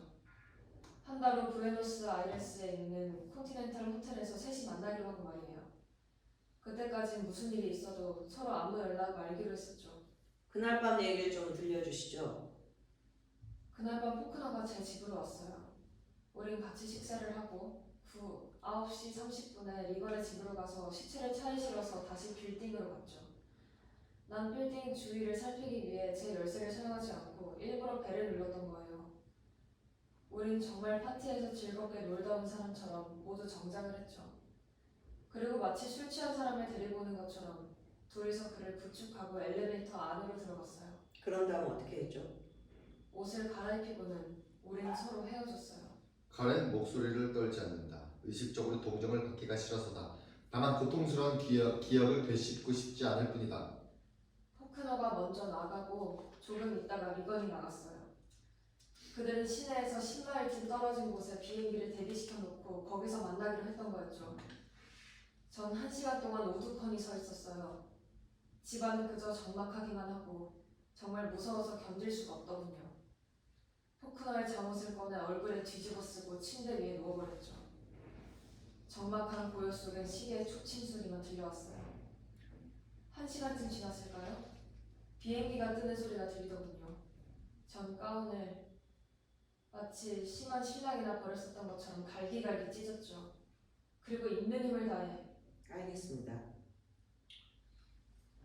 포크너 씨는 그렇게 좋은 일인지 나쁜 일인지 구별할 줄 모르는 분이신가요? 구별할 줄 모르는 게 아니라 구별하지 않는 사람이에요. 할 수 있는 일인지 할 수 없는 일인지 그것만 구별할 뿐이죠. 당신의 경우는 어떻습니까? 그가 원하고 있는지 원하고 있지 않은지에 따라 결정했죠. 당신은 포크너 씨가 당신을 무척 사랑했었다고 그랬죠? 네. 결혼식을 올리자고 하진 않던가요? 아니요. 뭐 때문에 그러겠어요? 하지만 그러는 게 법적으로나 법은 누가 만든 건데요? 누구를 위해 만든 건데요? 자꾸 그런 식으로 말하는 건 당신한테 불리한 결과만을 가져올 뿐이라는 걸 변호인한테 들어서 잘 알고 계실 텐데요. 난 진실 아닌 진리를 말하기 위해 이 자리에 선 거예요. 당신은 포크너를 진정으로 사랑했나요? 네. 그분도요? 사랑했기 때문에 이런 결과를 가져오게 된 거예요. 그럼 카렌이야. 그럼 카렌이야. 만약 어떤 여자가 당신이 그렇게 열렬하게 사랑하고 있는 남자를 당신 앞에서 빼앗아 가려고 한다면 당신은 어떻게 하시겠습니까? 당신한테 한 것처럼 그런 동물적인 욕망에서가 아니라 정신적으로 사랑하기 때문에. 리건 벌떡 일어난다. 저런 불량. 리건 진정하면 자리에 앉는다. 검사님은 뭔가 오해를 하고 있어요. 리건 씨는 절 사랑했어요. 하지만 전 사랑하지 않았죠. 그럼 당신을 도와주겠다고 하는데 아무런 대가도 바라지 않던가요? 바라지 않았어요. 만약 발각되는 날에는 철창생활을 면치 못하게 될 거라는 사실을 포크너 씨에게 주입시키려고 노력해 보신 적은 없었나요? 없었어요. 하실 의향만 있으셨다면 하실 수 있으셨을 텐데 물론이죠. 해보지도 않으셨다는 건 사랑하지 않았기 때문이 아니었을 거예요. 그는 설득 같은 건 통하지 않는 사람이에요. 그럼 10,000달러를 부에노스 아이레스로 송금했다는 사실을 알고 있는 사람은 누군 건가요? 저와 포크너 그리고 리건 세 사람뿐이에요. 근데 이것이 알고 있다고요? 아니 사업적 이유로 합법적으로 송금할 수도 있었을 텐데요. 그건 저도 모르겠어요. 묵비권을 행사하시겠다는 거군요. 포크로 씨는 10년 동안이나 당신을 호화주택 쪽에다 모셔놓고 가진 사치와 장각 속에 묻혀 살게 해줬습니다. 당신은 그런 생활에 향수를 느낀 나머지 갑작스러운 생활의 변화를 가족이 하는 게 싫어서 그러셨던 거 아니었나요? 그렇지 않으면 그가 영원히 가난해질지도 모른다는 천만에요. 전 그가 가난해질 거란 생각을 해본 적은 단 한 번도 없었어요. 그야 물론 그러셨겠죠. 왜냐면 당신과 당신의 전부인 리건과 합작해서 그를 죽여버린 다음 아무도 그 행방을 모르는 1,000,000달러의 돈을 감쪽같이 빼돌릴 수 있었을 테니까요. 재판장님, 이의 신청합니다. 계속하세요. 그는 행복한 결혼생활까지 포기해가면서 도피행각을 해야 할 아무런 이유가 없는 사람입니다. 당신은 포크너라는 사람이 어떤 사람이라는 걸 모르기 때문에 그러는 거예요. 그럴지도 모르죠. 그럼 내가 당신을 얼마만큼 정확하게 알고 있는지 얘기를 해볼까요? 당신은 그를 처음 만난 날 그 사람한테 겁탈을 당했습니다. 그리고 10년 동안이나 불륜의 관계를 지속해왔죠. 세계 가치에 걸려있는 수백만 달러의 돈을 낭모르게 사치해서 갱두목인 리건과 놀아놨습니다. 그뿐만 아니라 그러면서도 그가 공부해서 2,500만 달러의 재산 보증을 위조해냈습니다. 그러고도 재책하는커녕 오히려 5만 불손하게 자신의 장관 선거를 주장하고 있습니다. 양심의 가치가 난 유충이라고는 털끝만치도 찾아볼 수 없는 여자. 당신 같은 여자야말로 상습적인 살인범이 아니고 뭐냐 말입니까? 물론 전 누구를 살해할 수도 있어요. 다만 포크너 씨를 위해서라면 말이죠. 알겠습니다. 안 돼요. 카렌은 다시 피고석으로 간다. 담담한 표정이다. 로렌스 리건 씨, 로렌스 리건, 리건이 증언석에 들어선다. 그대는 진실만을 말하며 진실이 아닌 것은 절대 진술하지 않겠다는 것을 신 앞에 엄숙히 서약합니까? 네, 이름은요? 로렌스 리건입니다. 직업은? 뮤직입니다. 카렌 양을 알게 된 지 얼마나 됐나요? 5개월 됐습니다. 어디서 처음 만났죠? 포크너 씨의 사무실에서요. 사업적인 일로 거길 가게 됐죠. 포크너 씨와의 관계를 알고 있었나요? 얼굴을 직접 본 건 그날이 처음이었지만 소문으로 들어서 알고 있었죠. 그럼 어떻게 접근하게 되었는지 그 과정을 얘기해 주실까요? 그 얘기를 꼭 다 들으셔야겠습니까? 그랬으면 좋겠는데요. 포크너 씨의 결혼식이 있던 날 집에 혼자 있더군요. 마음이 몹시 우울하고 언짢았던 것 같습니다. 전 정말 미치고 한장하겠더라고요. 그래서 강제로 키스를 하긴 했습니다. 딱 한 번. 안드레 양이 포크너 씨의 도피 계획을 당신한테 처음 얘기한 때가 언제죠? 착수하기 2주일 전쯤이었습니다. 1월 16일 밤은 어떻게 된 거였죠? 안드레 양이 한 얘기와 똑같습니다. 하지만 안드레 양은 사건의 반밖에는 진상을 모르고 있더군요. 그 나머지는 제가 알고 있습니다. 그래요. 어떻게 된 건가요? 난 포크너 씨가 나간 지 10분 후에 그곳을 나왔죠. 그는 내 차로 가고 난 사랑을 시켜 미리 대기두었던 차로 그곳을 떠났죠. 몇 시에 거기를 도착하셨나요? 자중쯤이죠. 근데 난 정신이 악질하지 않을 수 없었습니다. 포크너 씨는 조종할 줄 모르는데 비행기를 벌써 떠나버리고 말았으니까 말이죠. 그래서요? 난 2시간 동안이나 그 길대로 헤맸죠. 결국 그 근처에서 이상한 차 한 대를 발견했습니다. 반대편 샛길에 있는 숲에다가 숨겨둔 차인데 큼지가 검은 세단이 있더군요. 저는 우선 그 차가 누구의 차인지 알아내야 했습니다. 그래서 유리를 깨고 들어가서 뒷좌석에 앉았죠. 기다리고 있으면 누군가 오겠지 하고 말이에요. 얼마나 기다리셨나요? 밤새도록 기다렸습니다. 새벽녘이 되자 차주인이 오더군요. 그래서 어떻게 했나요? 뒷좌석에 앉아 자는 척하고 있었죠. 차문을 열더군요. 나를 보자 소스라치게 놀라면서 아주 칠겁을 했습니다. 아마 10년은 감수했을걸요? 그래서요? 난 막 잠에서 깨어난 사람처럼 기지개를 한바탕 켜고 나서는 당신이셨군요. 난 또 누구시라고 이런 데서 이렇게 만나 뵙더니 하고 뭉청을 들었죠. 그랬더니 대뜸 당신 누구야? 여기서 뭐하고 있는 거야? 하고 되려 화를 내더라고요. 그래서 나 리곤이라는 사람입니다. 얘기 많이 들으셨겠지만 좀 급한 일이 생겨서 여기 이렇게 숨어 있는 건데 자리가 편해서 아주 안성맞춤이에요. 했죠. 그랬더니 어서 내려. 난 급한 사람이야. 그렇지 않겠어요? 그래서 내렸나요? 아니요. 그래서 뭐가 그렇게 급한데요? 했더니 그건 당신이 알 바 아니에요. 그러면서 주머니에서 당자 수표책을 꺼내면서 내 얼굴을 의미 있게 쳐다보니 500달러만 당신 입을 막을 수 있겠어? 하더군요. 그래서 좋죠. 이 리건의 이름을 보고 약속합니다. 하니까 어물 하나 써주더군요. 여기 가지고 왔습니다. 이건 서기를 통해 스티븐스에게 건네준다. 법정안이 술렁거린다. 다시 그것을 서기에게 건네준다. 서기 역시 그것을 펴보고는 놀란 표정이다. 무슨 소리입니까? 그 사람이 누군데 그러는 겁니까? 누군지 말씀해 주세요, 리건 씨. 서기에게 읽어드리라고 하시죠. 읽어주세요. 1월 17일 로렌스 리건에게 500달러를 지불하겠습니다. 존 브레이언 위필드. 법정안이 웅성된다. 위피드가 자리에서 벌떡 일어선다. 이건 위법입니다. 조용하세요. 본 변호인은 이 어음의 증거 보존을 신청합니다. 이 있습니다. 이 일을 각하합니다. 증거품으로 접수합니다. 그 어음을 받고 난 다음에 어떻게 하셨나요? 권총을 그의 옆구리에 갖다 대고는 포크는 어떻게 된 거지? 하고 물어봤죠. 그랬더니 나시에 그는 붕어 새끼처럼 아가리를 딱 벌린 채 입을 떼고만 있더니 재판장님, 세상에 이런 법이 어디 있습니까? 증인은 진술을 허락받은 사람입니다. 진행하세요, 변호인. 그러니까 뭐라고 하던가요? 처음에 무슨 소리를 하는 거야? 하면서 얼버무리더라고요. 그래서 다시 한번 옆구리를 쿡 찌르면서 자 어서 말해. 포크는 어디로 데려갔나고? 하고 다그쳐 묻자 날 죽이면 그를 찾아내지 못할걸? 그러더군요. 그래서 있는 곳을 알아냈나요? 계속 입을 열지 않다가 나중에 가서 이런 말을 했습니다. 어차피 비밀을 지키면 너의 위장 사살도 들키지 않을 거고 포크너가 있는 곳도 알게 될 거야. 얄 게 아니야? 라고 말이에요. 그래서 난 살아있는 건가? 하고 물었죠. 그랬더니 그건 가서 그 사람한테 물어봐 하더군요. 순순히 달래보기도 하고 협박을 해보기도 했지만 소용이 없었습니다. 난 그를 순순히 돌려보냈죠. 난 만나려고 하면 언제 어디서나 만날 수 있는 사람이니까요. 그래서 포크너 씨는 찾았습니까? 난 한시도 지체할 수가 없었습니다. 그래서 부에노스아이레스로 가는 비행기를 탔죠. 가서 신문에다 사람 찾는 광고도 내고 사방팔방으로 수소문을 해봤지만 행방을 알 수가 없었습니다. 은행까지 가봤는데 돈도 아직 찾아가지 않았더라고요. 그런 사실을 안드레아에게 알렸나요? 아니요. 우린 한 달 동안 서로 아무 연락도 하지 않기로 했으니까요. 그저 마냥 기다리고 있는 수밖에 별다른 도리가 없었죠. 뭘 기다리고 있었나요? 2월 17일이 되기만해요.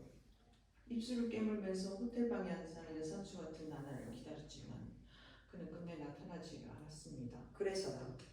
그제서야 전 그가 죽은 것이라고 단정했죠. 그래서 난 다시 뉴욕으로 돌아왔습니다. 그때 그 비행기를 찾아볼 생각을 말이에요. 어제서야 겨우 그 비행기를 찾아냈죠. 어디서요? 유저지에 있는 황폐한 골짜기 속에서요. 엔진의 번호를 보고 내 비행기라는 걸 알아내긴 했지만요. 기체가 홀랑 다 타버렸더라고요. 비행기 안에 아무도 없었나요? 남자 시체 하나가 있었습니다. 포크너 씨였나요? 네, 틀림없는 포크너 씨였습니다. 자세히 보니 총알 자국이 2군데나 있었죠. 하나는 갈비뼈 밑에, 그리고 또 하나는 오른손에. 알겠습니다, 리건 씨. 잠깐. 직업이 뭐죠? 그런 걸 꼭 그렇게 물어봐야 됩니까? 이유 있습니다. 증인은 그런 질문에 무권을 행사할 수 있는 권리가 있습니다. 진행하세요. 이것이 만일 어떤 사람이 저 여자를 당신이 사랑하고 있는 저 여자를 어디로 데려가서 강간이라도 한다면 어떻게 하시겠습니까? 톱으로 모가지를 잘라버리겠습니다. 그래요. 그런데도 당신은 그렇게 너그럽게 저 여자를 다른 남자의 품 안으로 순순히 넘겨주려고 했었단 말이죠. 이유 있습니다, 재판장님. 우리는 스티븐스 변호사 그를 제지시키려고 증언석 쪽으로 다가간다. 그러나 조용히 그리고 박력 있게 그를 뿌리친다. 난 저 여자를 사랑합니다. 그럼 왜 포크너 씨가 결혼 후에도 자꾸 저 여자를 찾아오는 모습을 보고도 그냥 가만히 내버려뒀나요? 그 말은 할 말이 없군요. 할 말이 없다고요? 혹시 당신들 둘이서 포크너 씨를 없애버리고 음모를 꾸몄던 건 아니었나요? 청구를 대봐요. 당신과 놀아난 저 여자의 행위가 바로 그 증거가 아니고 뭐냐 말입니다. 이유 있습니다. 진행하세요. 또 한 사람의 공모자는 누구였죠? 주정뱅이로 가장했던 그 사람은 누구였어요? 그건 알고 있죠. 그 사람이 조수까지도 정확히 알고 있으니까요. 그 사람은 에버그린 공동묘지라는 데 살고 있는 사람이죠. 당신은 지금 한 사람은 에버그린 공동묘지에 묻혀있는 옷들이라는 사람이라고 또 한 사람은 비행기 속에서 발견된 비형 포크너라는 사람이라고 주장하고 싶은 겁니까? 그렇습니다. 그 증거를 대보란 말입니다. 그 이유 증거를 있습니다, 재판장님. 진행하세요. 어서 그 증거를 대보란 말입니다. 리건 순간 플린트의 얼굴이 뚫어져라 노려본다. 종전의 태도는 아주 대조적으로 엄숙하면서도 날카롭게 그러면서도 자신의 모든 정열을 압축하듯. 플린트 씨, 당신은 검사고 당신은 내가 어떤 사람이라는 걸 잘 알고 있지만 어쨌든 나는 당신이나 모두 다 더러운 직업을 가진 사람입니다. 거의 무릎도 못 오는 낮은 곳에서 꿈틀거리고 사는 비천한 인간들이란 말이죠. 난 분명히 말해주지만 저 여자를 사랑합니다. 하지만 저 여자는 포크너를 사랑하고 있습니다. 그게 바로 증거입니다. 알겠습니다. 리건은 다시 피고석으로 돌아온다. 존 그레이엄 윈필드 씨. 무슨 결심도 안 듯 헐레부터 증언석 앞으로 걸어나오는 윈필드. 1월 16일 밤에는 어디 계셨죠? 사업 관계로 뉴욕에 와 있었던 걸로 기억하고 있습니다. 그걸 증명해 줄 사람은 있나요? 전 구태여 저의 알리바이를 증명하고 싶지는 않습니다. 지나간 일을 일일이 기억해 두어야 할 아무런 이유가 없는 사람이니까요. 그리고 또 일일이 기억할 수도 없는 노릇이고요. 차는 몇 대나 가지고 계시죠? 4대 가지고 있습니다. 무슨 차죠? 그 중에 하나가 검은 세단이죠. 하지만 뉴욕엔 검은 세단이 한 대뿐만이 아니라는 것은 분명히 말해두고 싶습니다. 리건 씨의 진술이 거짓이 아니라는 건 인정하시겠죠? 인정 못합니다. 그렇다면 5달러짜리 당좌수표는 누가 끄는 거죠? 500입니다. 500달러. 아 그러네. 5달러구나. 500달러짜리 당좌수표는 누가 끄는 거죠? 제가 끊었습니다. 거기에 대해 설명을 해주시겠습니까? 얘긴 간단합니다. 저 리건이라는 사람의 직업이 무엇인지 우린 다 알고 있습니다. 그는 제 딸을 유괴하려고 했습니다. 전 유괴를 당하는 일보다는 차라리 돈을 주는 편이 훨씬 낫다고 생각했죠. 그러면 따님을 파멸의 구렁텅이 속으로 몰아넣고 다른 여자와 몰래 도망가 버리려고 하는 남자가 있다면 당신은 그 남자를 어떻게 하시겠습니까? 있습니다. 계속하세요. 당신은 자살을 위장하려고 한다는 사실을 미리 알고 있었던 겁니다. 유키스트의 말을 듣고 어느 정도 짐작을 하고 있었단 말이죠. 제 말이 틀렸나요? 저는 그런 건 색감밖에 몰랐습니다. 그래서 당신은 1월 16일에 하루 종일 그를 감시했던 거죠. 무슨 소리를 하는 겁니까? 그가 펜트하우스를 나온 다음부터 줄곧 검은 세단을 타고 뒤를 추적하지 않았냔 무슨 말입니다. 잠꼬대 같은 소리를 하는 겁니까? 벤플리트 씨도 모르고 있는 일을 내가 어떻게 한단 말이에요? 그런 얘기를 아무한테서도 들은 적이 없단 말입니까? 없습니다. $10,000,000를 부에노스아이레스로 송금시켰던 사실도 모르셨단 말이죠. 글쎄 못 들었다니까요. 이때 마치 신금을 울린 듯한 비통한 울음소리가 들려온다. 융키스트가 두 손으로 자신의 머리카락을 쥐어뜯으며 울부짖고 있다. 제가 죽였어요. 제가 죽인 거나 마찬가지예요. 전 천벌을 받아도 마땅한 놈이에요. 융키스트 위피드를 가리킨다. 그러고는 서기의 책상으로 달려와 떨리는 두 손으로 성경책을 높이 쳐든다. 하나가 다 맹세라도 하듯 엄숙하면서도 히스테릭하게. 하지만 전 이렇게 될 줄은 정말 꿈에도 몰랐어요. 이제서야 결국 알게 됐단 말이에요. 융키스트 위피드를 가리킨다. 포크너 선생을 죽인 건 바로 저 사람이에요. 저 사람은 지금 거짓말을 하고 있어요. 저 사람은 송금한 사실을 다 알고 있었어요. 다 알고 있었단 말이에요. 스티븐스는 그에게로 다가간다. 이거 봐요. 당신은 알겠습니다, 에필리 씨. 들어가세요. 위피드는 증언석을 물러난다. 유키스트 씨, 증언석으로 올라오시죠. 융키스트는 순종하는 순순히 올라간다. 당신은 송금한 사실을 저 사람한테 얘기를 했나요? 네, 전 그 $10,000,000의 행방에 대해서 꼬치꼬치 골몇번은 독해물었어요. 전 그 사실을 비밀로 하고 있다는 걸 까맣게 모르고 있었죠. 그래서 그날 그 돈을 송금했다는 얘기를 못 모르고 저 사람한테 다 얘기해버리고 말았습니다. 1월 16일 오후에 말이에요. 무슨 터무니없는 모함을 하는 겁니까? 분명히 위필드 씨에게 말을 했단 말이죠. 그날 오후에. 네, 그렇게 마음속으로 섬겨오던 분인데 나 때문에 돌아가셨다. 알겠습니다. 분명히 위플리 씨 한 분한테만 그런 얘기를 하셨단 말이죠. 네, 알겠습니다. 융키스트 증언석을 물러난다. 다음 증인 없습니까? 없습니다. 그럼 변호인의 마지막 변론을 듣겠습니다. 존경하는 재판장님, 그리고 존경하는 남녀 배심원 여러분.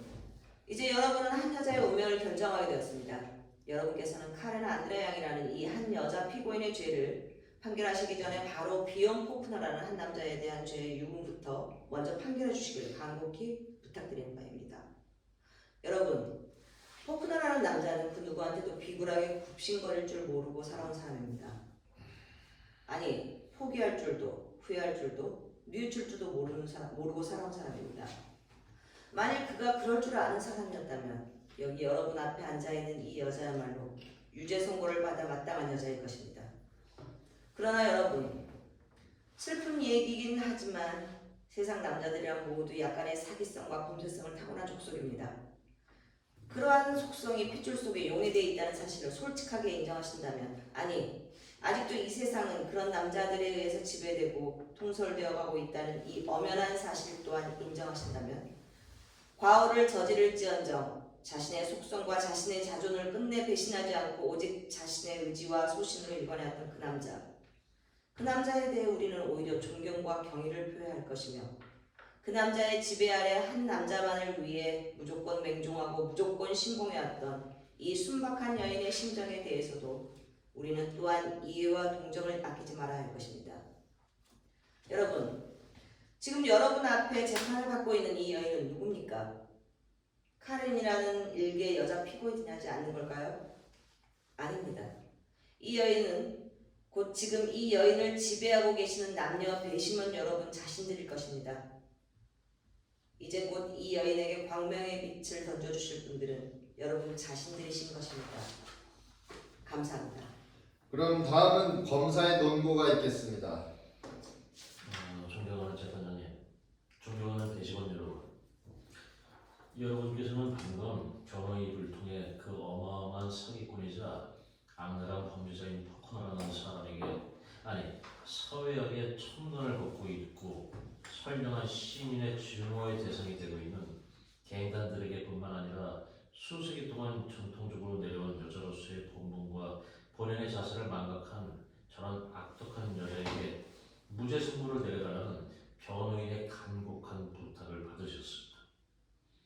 이제 여러분께서는 곧 둘 중에 하나를 택해 판결을 내려주시겠지만 이 세상은 대체로 두 가지 유형의 인간이 있습니다.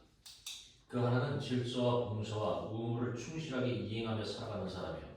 또 하나는 자기만을 위해 모든 질서와 봉사와 의무를 저버리고 오직 이기적인 욕망만을 추구하며 살아가는 사람들입니다. 인간에게는 누구나 그런 두 가지 속성은 다 지니고 있는 것이 아니겠냐는 뜻으로 말씀하신 변호인의 변론에는 저 역시도 동감입니다.